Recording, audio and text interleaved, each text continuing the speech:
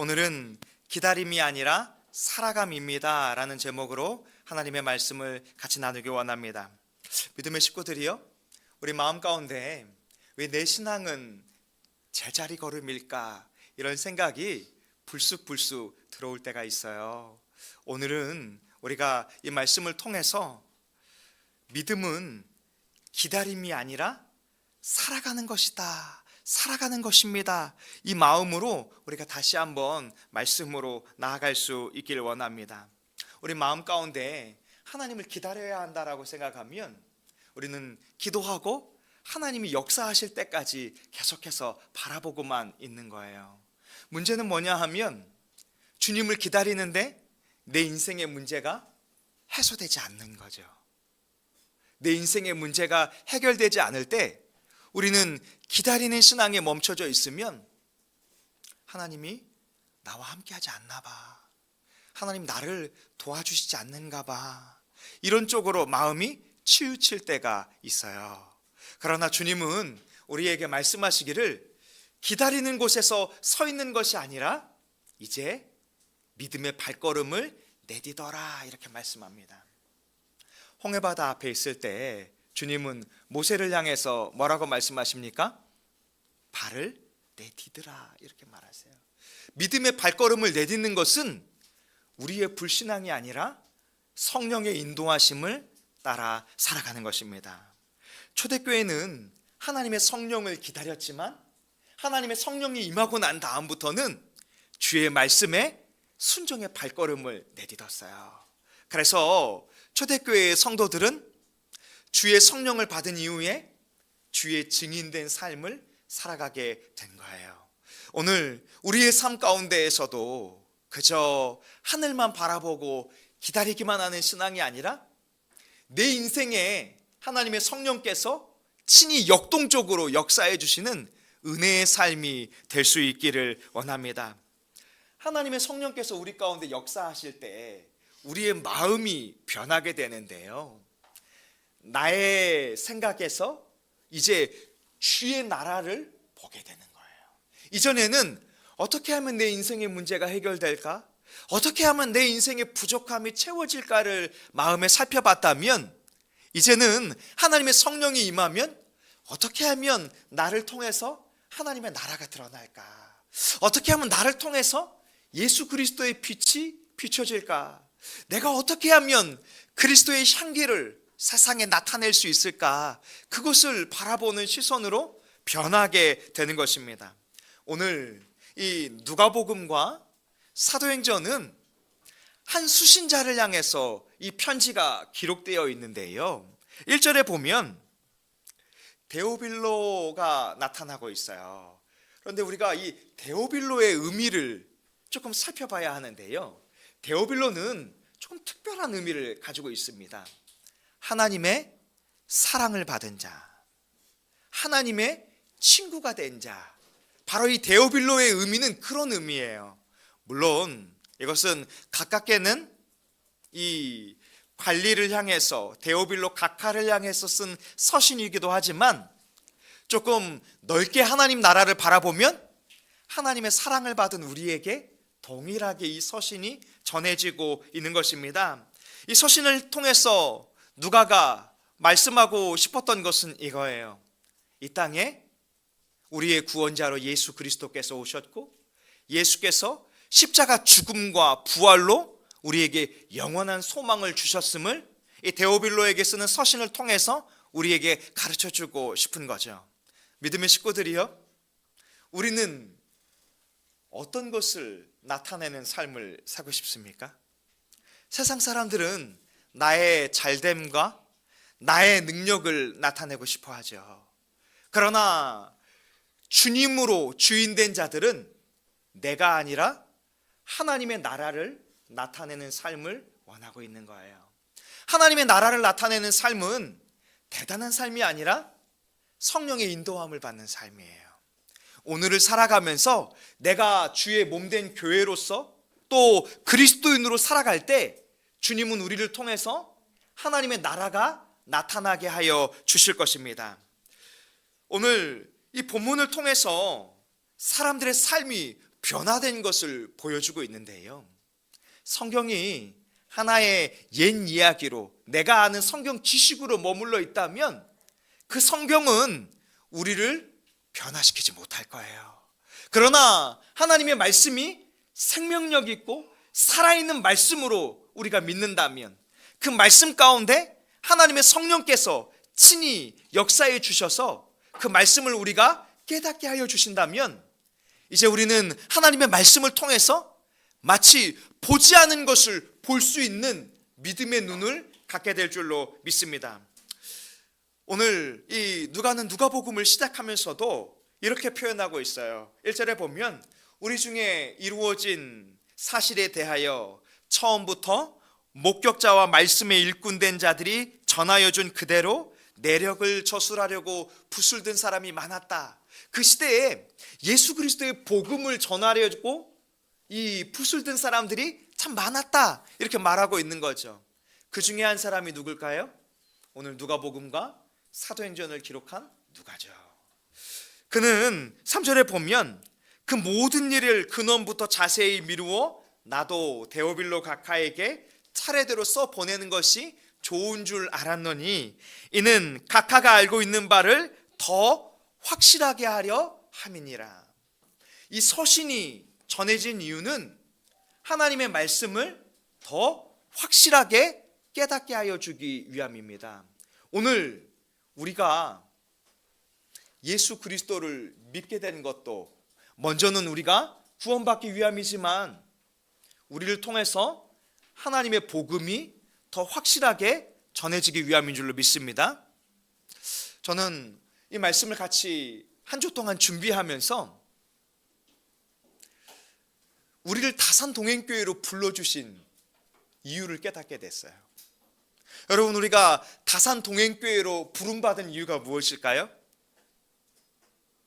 주님은 성경을 통해서 말씀하기를 우리를 통해서 그리스도의 향기가 흘러가고 우리를 통해서 그리스도의 편지처럼 복음이 전해지기를 원하시는 거예요. 그래서 저는 다산동행교회를 생각할 때마다 매일 한 단어를 떠올리거든요. 바로 교회가 잘 세워지기를 원하는 거죠. 교회가 잘 세워진다라는 것이 어떤 든든해지고 대단해지고 이런 것에 마음을 두는 것이 아니라, 저는 다산동행교회를 통해서 주의 복음이 오늘 말씀처럼 더 확실하게 나타나길 원하는 거예요.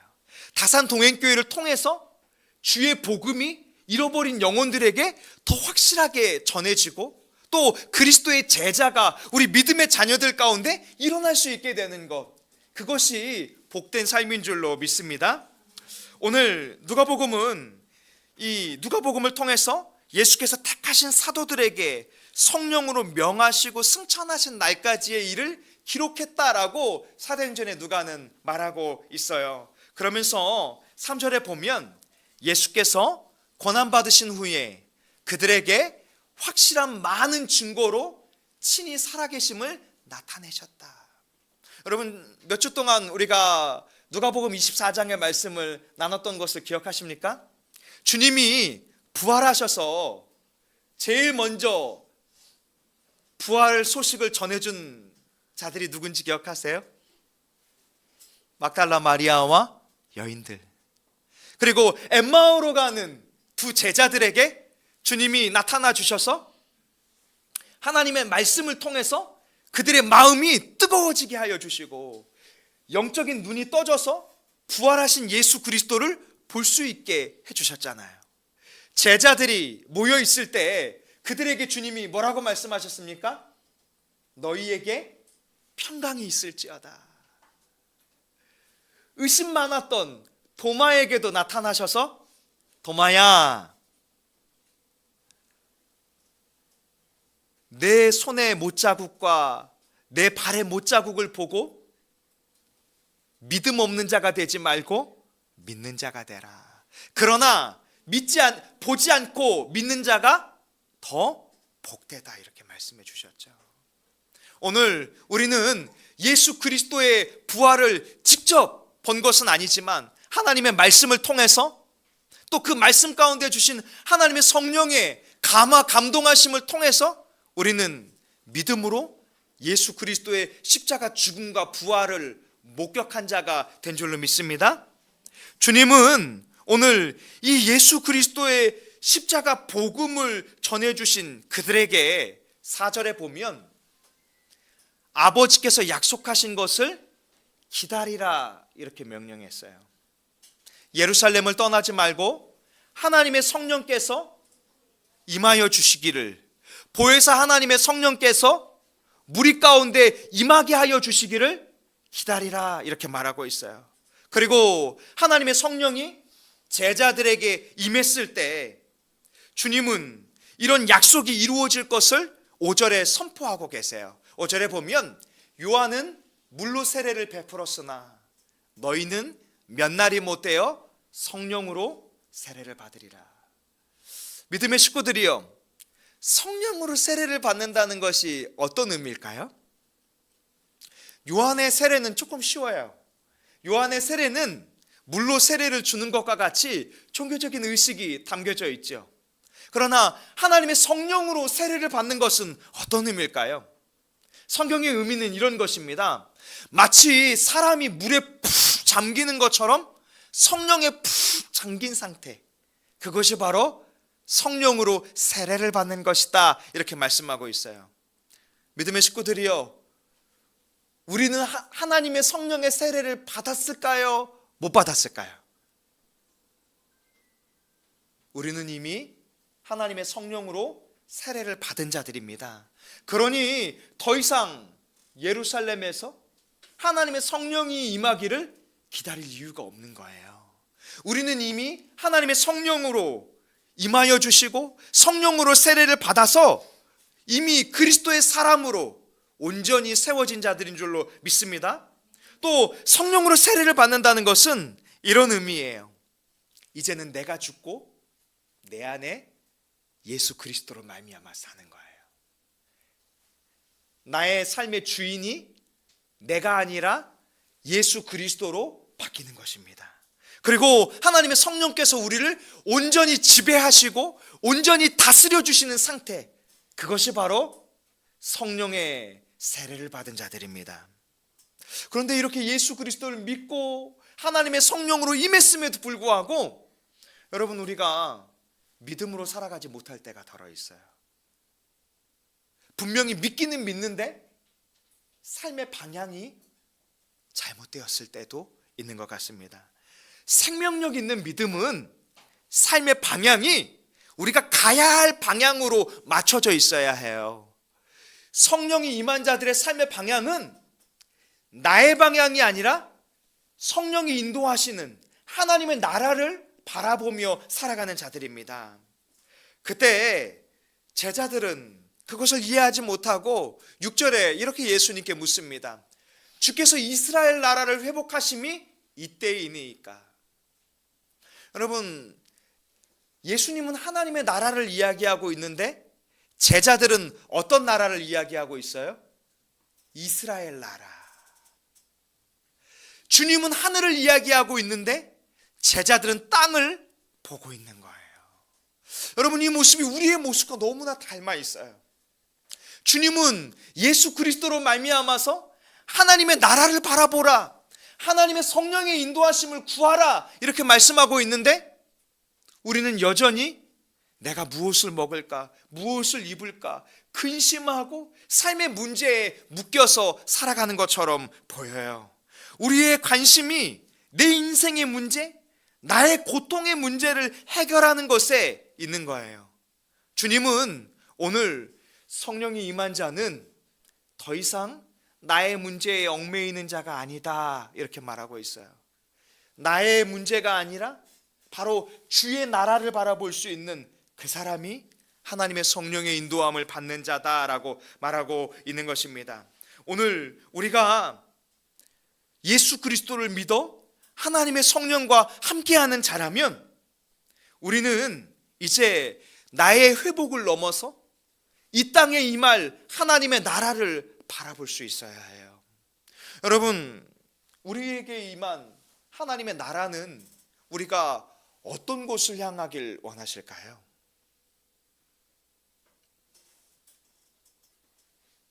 우리에게 주신 삶의 자리에 하나님의 나라가 임하기를 우리가 힘쓰며 살아야 하는 거예요. 먼저는 우리의 가정이 될 수 있겠죠. 우리 가정에서 내가 그리스도의 향기가 돼야 되죠. 또 믿음의 공동체의 식구들을 향해 내가 예수 그리스도의 편지가 돼야 되죠. 또 잃어버린 영혼들, 주님 앞에 돌아와야 하는 이웃과 우리가 동역하고 있는 그 선교지 속에서도 우리가 함께하면서 그리스도의 편지로, 그리스도의 동역자로 살아갈 때 우리를 통해서 하나님의 나라가 임하게 될 줄로 믿습니다. 주님은 제자들을 향해서 이렇게 말씀하세요.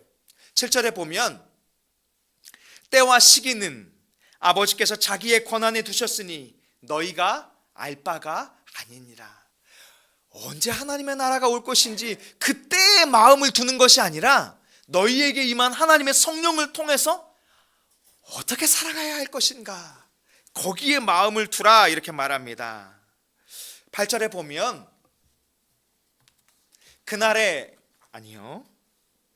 사도행전 8절에 보면 오직 성령이 너희에게 임하시면 너희가 권능을 받고 예루살렘과 온 유대와 사마리아와 땅끝까지 이르러 내 증인이 되리라 하시니라. 여러분, 이 성경 원문에는 하나의 단어가 더 담겨져 있어요. 그래서 이 성경 원문에는 이런 의미가 있는데요, 제가 7절하고 8절을 이어서 한번 읽어 올리겠습니다.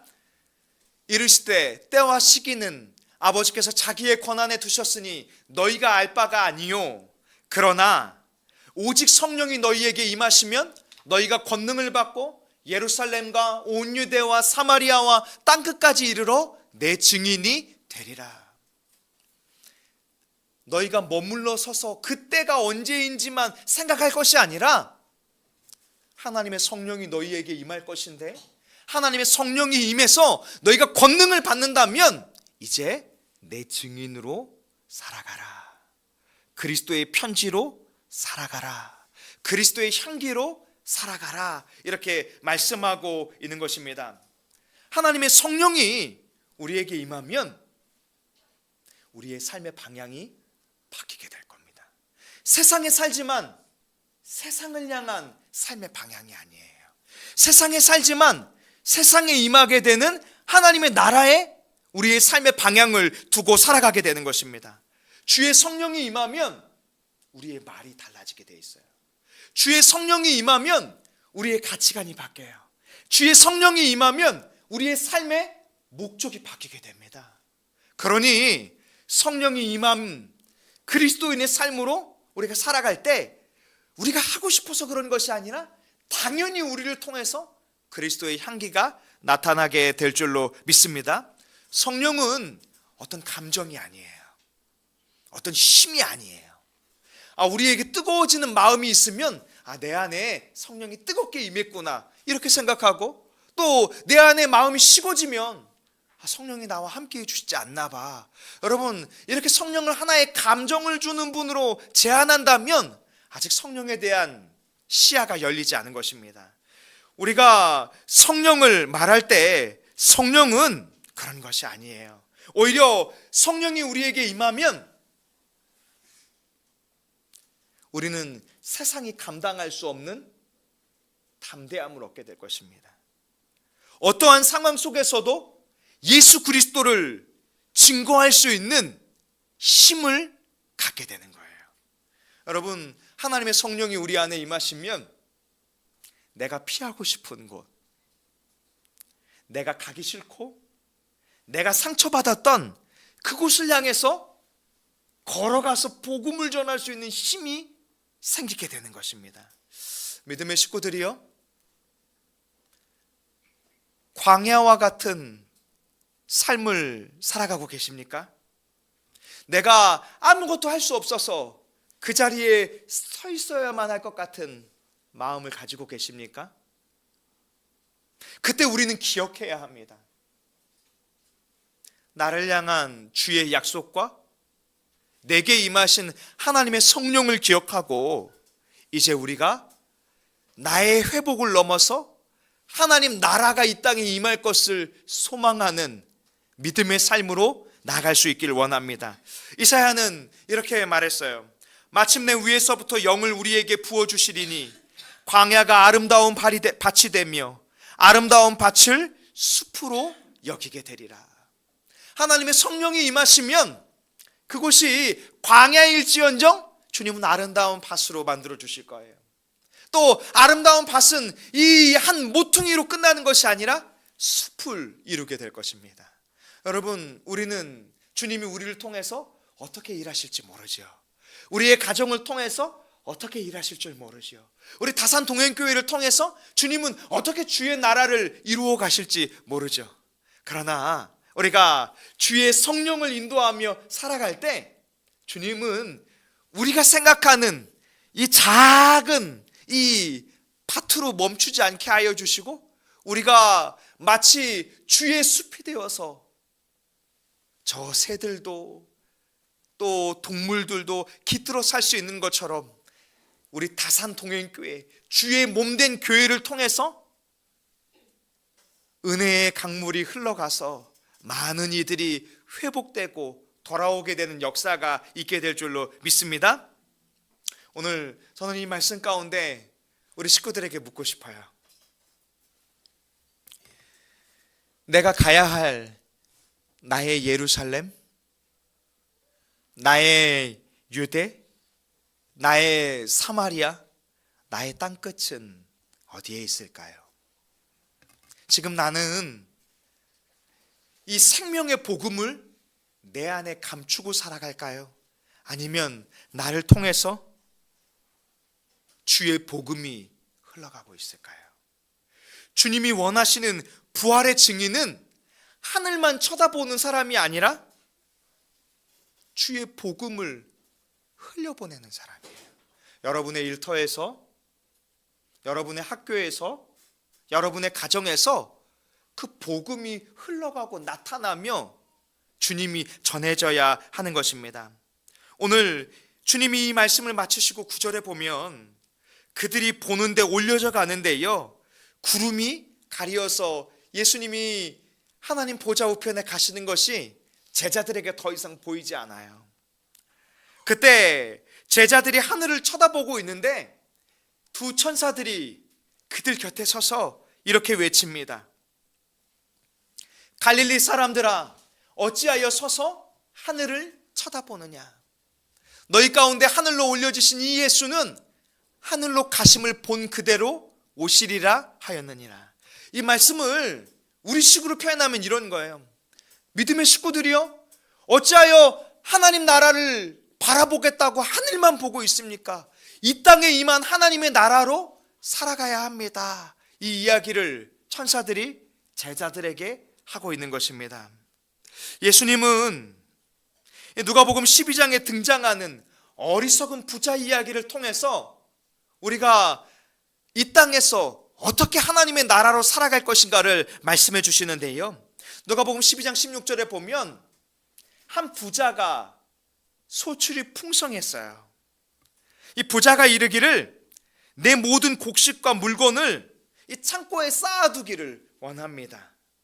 그러면서 19절에 이야기하기를 내가 여러 해 쓸 물건을 많이 쌓아두었으니 즐거워하자, 이렇게 말해요. 그때 하나님은 이 부자를 향해서 이렇게 말씀하십니다. 어리석은 자여, 오늘 밤에 내 영혼을 도로 찾으리니 내 준비한 것이 누구의 것이 되겠느냐? 자기를 위하여 재물을 쌓아두고 하나님께 대하여 부요하지 못한 자가 이와 같으리라. 이 땅에 살면서 하나님의 나라를 보지 못하고 이 땅을 보기 시작하면 주님은 우리를 향해서 어리석은 자여, 이 땅의 마음을 빼앗겼도다, 이렇게 말씀하실 거예요. 그러나 주님이 우리에게 원하시는 마음은 무엇일까요? 제자들에게 이르시되 그러므로 내가 너희에게 이르노니 너희 목숨을 위하여 무엇을 먹을까? 무엇을 입을까? 염려하지 마라. 까마귀를 생각하라. 심지도 않고 골방도 없고 창고도 없지만 하나님이 기르시나니. 까마귀를 기르는 것처럼 저와 우리 믿음의 식구들을 주님이 길러주실 줄로 믿습니다. 주님이 채우시고 주님이 인도해 주실 거예요. 주님은 제자들을 향해서 이렇게 말씀하셨어요. 다만 너희는 그의 나라를 구하라. 그리하면 이런 것들을 너희에게 더하시리라. 이 말씀은 이런 거죠. 너희가 하나님의 나라의 마음을 둘 때 너희가 염려하는 것들은 주님이 채워주실 것이다. 반대로 생각하면 어떨까요? 우리가 이 땅의 것에 마음을 두고 이 땅의 것에 염려할 때 그러면 이 땅의 것이라도 잘 채워질까요? 많은 사람들이 나는 얼마를 가졌다, 저 사람들은 얼마의 자산이 있다, 이런 이야기를 많이 한다고 해요. 그런데 그 이야기를 들으면 여러분 어떤 마음이 드세요? 그런데 나는 왜 없지? 이거 뭐가 지금 좀 문제가 있는 거 아니야? 이런 생각들이 들잖아요. 오히려 염려하는 게 우리의 마음의 필요를 채워주는 게 아니라 오히려 우리 마음을 어떻게 해요? 상하게 만들죠. 염려하고 비교하고 상처받는 시대를 우리가 살아가고 있는 거예요. 그런데 믿음의 사람들에게 주님은 담대히 약속하고 계십니다. 너희가 하나님의 나라를 구하며 살아갈 때 내가 까마귀도 창고 없이 먹이는데 하물며 독생자 예수 그리스도를 너희를 위해서 십자가에 내어줄 만큼 사랑하고 있는데 하물며 너희일까 보냐. 믿음의 식구들이요, 주님께 우리의 인생을 맡길 때, 주의 성령의 인도하심을 따라 살아갈 때 여러분은 결코 줄이거나 길을 잃지 않게 될 것입니다. 오히려 주님이 우리의 인생을 책임져 주실 줄로 믿습니다. 주님은 주의 제자들을 향해서 이렇게 35절에 말씀하십니다. 허리에 띠를 띠라. 등불을 켜고 서 있으라. 믿음의 식구들이요, 여러분 오늘 허리띠 꽉 붙들어 매고 예배당에 오셨습니까? 아니면 여러분 믿음의 허리띠가 풀어져 있는 것은 아닙니까? 우리 안에 계신 생명의 빛 대신 예수 그리스도의 등불을 책상 위에 잘 올려놓고 계십니까? 아니면 등경 아래 숨겨두고 희미하게 비춰지게 하고 있습니까? 주님은 36절에 이렇게 말씀하세요. 너희는 마치 그 주인이 혼인집에서 돌아와 문을 두드리면 곧 열어주려고 기다리는 사람과 같이 되라. 주님이 오셔서 두드릴 것이니 두드릴 때 문을 열어주려고 기다리고 준비하는, 마음의 허리띠를 종이고 등불을 들고 신랑 되신 예수 그리스도를 기다리며 믿음의 삶을 살아내라, 이렇게 말씀하고 있는 거예요. 그러면서 40절에 마지막으로 이야기하시기를 그러므로 너희도 준비하고 있으라. 생각하지 않은 때에 인자가 오리라 하시니라. 우리가 기다리고만 있지 않고 믿음으로 살아가야 하는 이유가 여기 있습니다. 주님이 우리에게 언제 오실지 모르잖아요. 저 10년 뒤에 주님 앞에 헌신할게요. 저 좀 안정되면 주님 앞에 열심히 신앙생활 할게요. 여러분, 이런 마음은요 잘 지켜지지 않습니다. 제가 사랑하는 저희 어머니도 40살에 50부터 헌신하겠다 그랬지만 곧 70을 바라보세요. 그것이 인간의 결심으로 이루어지는 것이 아닙니다. 내가 몇 년 뒤에 마음의 허리띠를 조이겠다? 그걸로는 이루어질 수 없어요. 오히려 오늘 우리 믿음의 허리띠를 메고 또 주님 앞에 등불을 켜서 우리에게 주신 예수 그리스도의 빛이 세상을 향해 찬란하게 비춰질 수 있길 원합니다. 잃어버린 영혼들이 마치 등대를 보고 길을 잃지 않고 돌아올 수 있게 되는 것처럼 우리에게 주신 생명의 빛 대신 예수 그리스도를 통해서 우리의 가족들이, 믿음의 식구들이, 잃어버린 영혼들이 돌아올 수 있기를 원합니다. 사랑하는 다산동행교회 믿음의 식구들이요, 우리는 이 말씀 가운데 기억하셔야 합니다. 성령을 받은 사람은 많이 가진 자가 아니라 더 분명한 신앙을 소유한 사람입니다. 하나님 나라를 소망하며 마음의 허리띠를 한 주간에도 조여맬 수 있기를 원합니다. 우리가 기다리는 예수 그리스도께서 걸어가신 그 길을 따라서 말씀의 등불을 비추고 성령의 인도하심을 따라서 믿음의 삶을 살아갈 수 있는 예수 그리스도의 몸된 교회가 될 수 있길 원합니다. 기도하겠습니다.